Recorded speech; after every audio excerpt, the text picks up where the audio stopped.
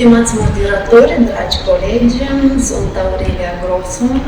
Vreau să vă mulțumesc organizatorilor pentru acest event extraordinar pentru Moldova și mai ales că mi-a dat posibilitatea peste 22 de ani să mă întorc în patrie și să fac prezentarea în limba română. Deci eu astăzi vreau să împărtășesc experiența noastră. Eu lucrez în Bergamo, în Italia, despre embolism pulmonar acut, etiologie, diagnostic și tratament medicamentos. Deci embolism pulmonar este o urgență cardiovasculară majoră, cauză frecventă de morbiditate și deces. Dacă vorbim în general de tromboembolism venos prezentat clinic pentru tromboză venoasă profundă sau embolie pulmonară, este a treia cauză de deces după infarctul miocardic acut și accident vascular cerebral. Incidența emboliei pulmonare variază de la 39 la 115 la 100.000 de populație. Deci embolismul pulmonar poate ucide, dar nu atât de mult cât am putea crede. Câțiva ani în urmă se considera o patologie foarte periculoasă. Acum, rata mortalității atribuită direct la embolia pulmonară este de 1 pe 100%. Rata mortalității pentru toate cauzele la 30 de zile e puțin mai mare, de 5 și 4. Dar majoritatea pacienților decedați, 85%, au fost netratați în așteptarea confirmării diagnosticului. De cei pacienți care sunt diagnosticați în fază precoce și încep imediat terapia, să salvează. Deci, prezentarea mea este bazată pe ghidul de la Societatea Europeană de Cardiologie, care a fost publicat în 2019, despre diagnostic și tratamentul emboliei pulmonare. Ca să fie mai interactiv prezentarea mea, vă povestesc despre o pacientă de noastră, tânără, din anul naștere 1975, care s-a prezentat în departamentul de urgență pe 28 februarie 2019, de sine stătător cu următoarele acuze: durere toracică, febră, frecvența cardiacă 90 bătăi pe minut, tensiune bună, frecvență respirației bună și saturația normală. Din anamnesticul ei găseam o pacientă cu surplus de greutate, mama ei suferea de tromboze periferice, pacienta noastră era mamă a 3 copii, din 3 sarcini cu rezolvare în termeni fiziologice, a avut 2 avorturi spontane în primul semestru și era diagnosticată un miom uterin. Pacienta noastră administra contraceptive orale. Electrocardiograma ei nu ne arăta mai probleme, era în limită, radiografia toracică era normală, a fost externată cu o bronșită în acutizare, cu terapie de augmentin și paracetamol și cu recomandări a fi examinată și supravegheată ambulatorial la medic de familie.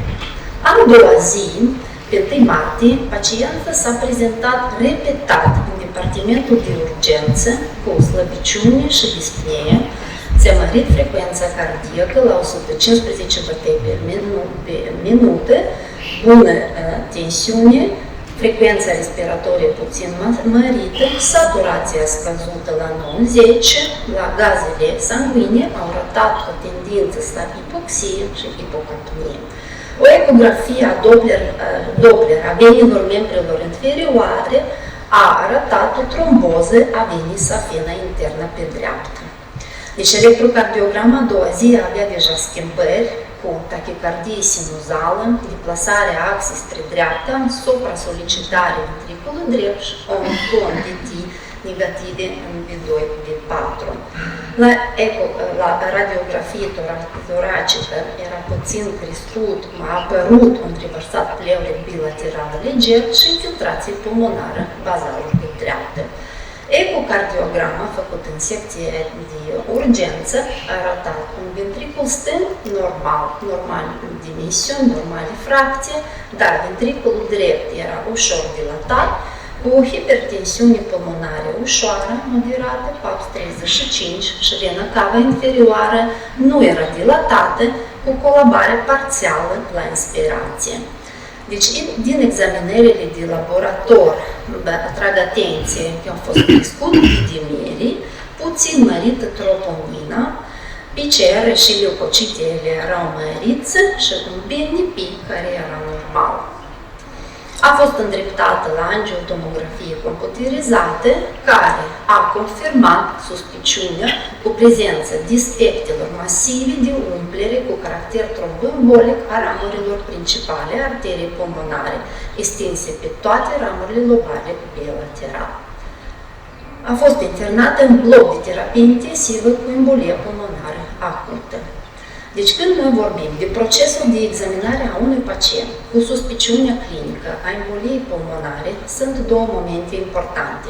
În prima este confirmarea prezenței emboliei pulmonare cu diagnosticul emboliei pulmonare și al doilea moment important este determinarea severității emboliei pulmonare cu stratificarea prognostică pentru a avea abordări terapeutice corecte.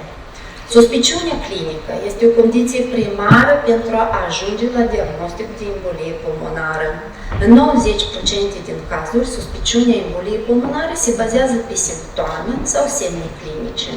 În 10% din cazuri, suspiciunea apare la depistarea aleatorie a modificărilor, care sunt markerii biochimici, radiografie toracică, electrocardiogramă, ecocardiogramă. Deci, din simptome și semne clinice sunt diferite.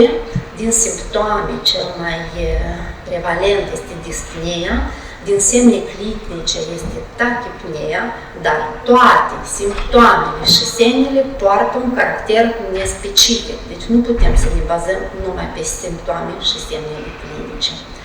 Tromboembolismul venos este consecința a interacțiunii a doi factori. Dintr-o parte sunt factorii de risc situaționali, în altă parte sunt factorii de risc ce țin de pacient. Sunt mai mulți factori predispozanți ce țin de pacienți, dintre care vârsta, antecedente tromboemboliei venoase. Pacienta noastră avea numai unul dintre aceste factori, care era terapia de substituție hormonală în tratamentul contraceptiv.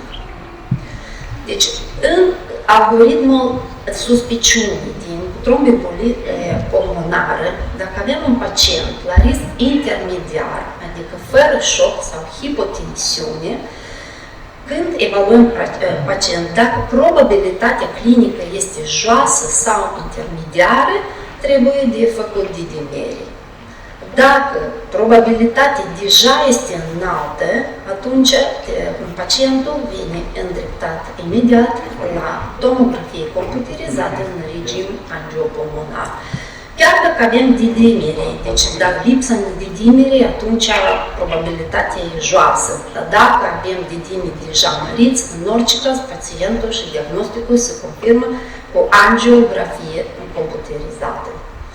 Tomografia computerizată este o explorare de elecție a diagnosticului emboliei pulmonare. Este o imagine directă a vasului și a trombusului, este foarte accesibilă și rapidă, permite vizualizarea adecvată a arteriei pulmonare până la nivel de segmentare, are o sensibilitate și mai ales specificitate foarte înaltă.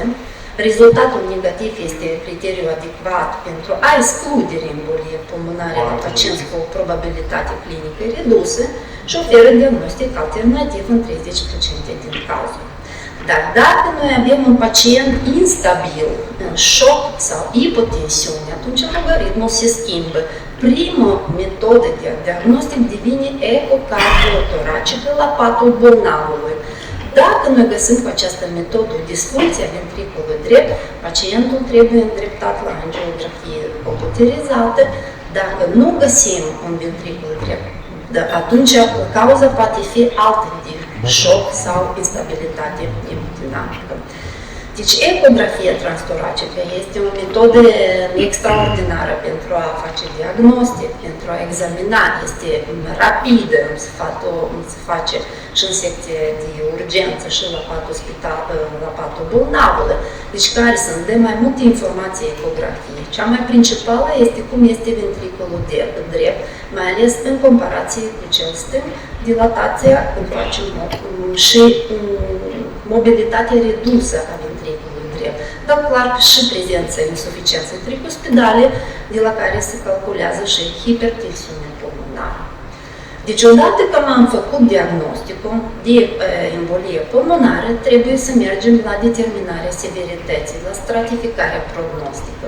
Deci, sunt mai multe scopuri care ne ajută să stratificăm riscul de deces precoce într-un embolism pulmonar.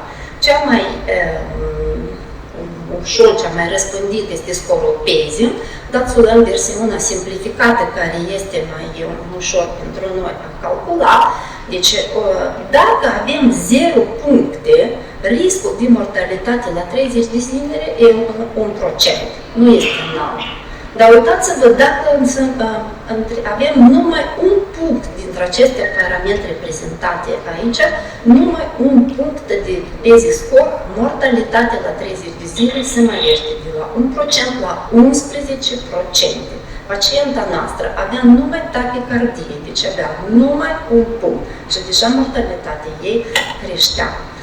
Dar evaluarea severității emboliei pulmonare nu se bazează numai sub PESI score, deci instabilitatea hemodinamică care pacienta noastră nu avea la început, avea un PESI de 1, deci deja riscul creștea, dar avea și disfuncție ventriculară, ventriculului drept, chiar și nu importantă, și prezența de troponine. Deci, riscul, bazându-se pe acestea criterii, riscul ei era intermediar înalt. De aceea, pacienta a fost internată în bloc de terapie intensivă, cu bună tensiune, ținea oxigenare cu mască de oxigen, persista tachicardie sinuzală. A început terapie cu heparină intravenos cu controlul TTPA. Dar, pe 2 martie, a doua zi, seara, după un efort, actul de defecație în pat, situația se destabilizează brusc, intră în șoc cardiogen, cu hipotensiune, saturația joasă, tachicardie, tachipnee. La ecografie la patul bolnavului ne arăta un ventricul drept mai dilatat decât la internare, pe suspecție de prezența unui tromb în atriul drept, presiunea pulmonară a crescut și vena cava nu era dilatată fără colasare. Deci am trecut la măsurile terapeutice de urgență, pacienta a fost pusă în terapie de oxigenare extracorporiană, este o terapie de susținere, permite asigurarea unui tratament mai eficient pentru pacienți cu insuficiență respiratorie, cardiacă și cardiopulmonară, despre care o să povestească colegul în următoarea prezentare. S-a inițiat terapia trombolitică intravenoasă cu actilaze, administrată în 2 ore, a fost și pusă în infuzie cu adrenalină. După 3 ore, după tromboliză, starea pacientului s-a stabilizat și a continuat terapie cu heparină. S-a aflat în bloc de terapie intensivă pe parcurs de 6 zile. A fost transferată în secție de cardiologie în condiții stabile, cu bună hemodinamică, a continuat terapie cu heparină intravenos, înlocuită cu dabigatran 150 mg de 2 ori pe zi. Ecografia, când a ieșit din bloc de terapie intensivă, arăta un ventricul drept normal, fără hipertensie pulmonară. Dar pe parcursul acestor zile, în timp ce pacienta se afla internată, am făcut și alte analize ca să vedem, să căutăm alte cauze a emboliei pulmonare.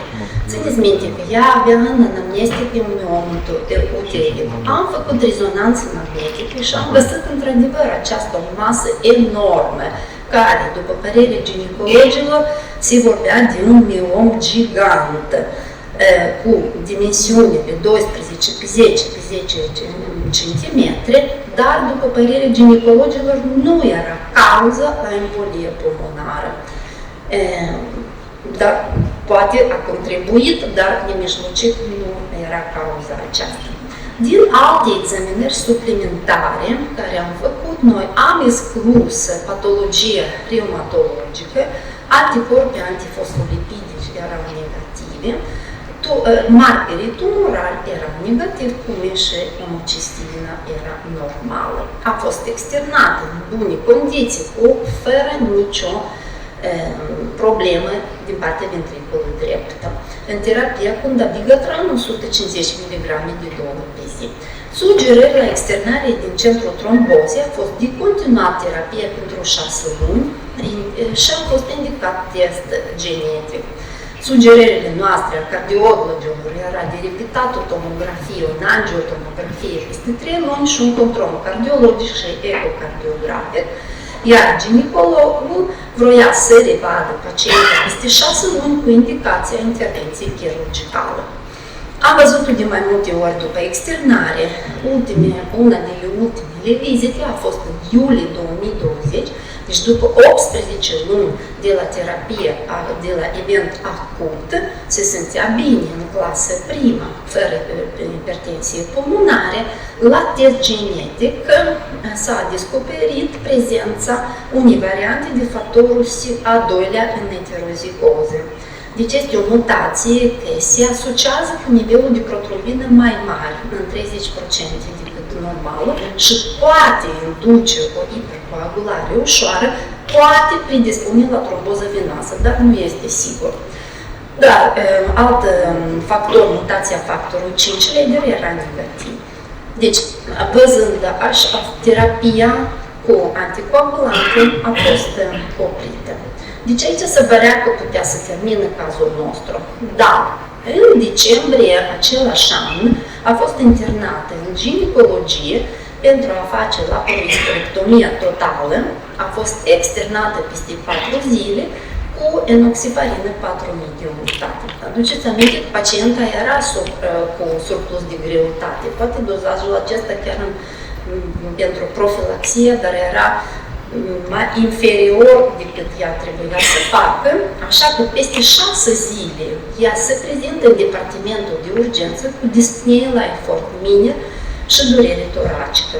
Cunoscând istoria ei, a fost îndreptată imediat la angiografie, tomografie, care a demonstrat un defect de umplere cu prezența tromboembolismului a ramurilor segmentare și subsegmentare și un infiltrat pulmonar neomogen.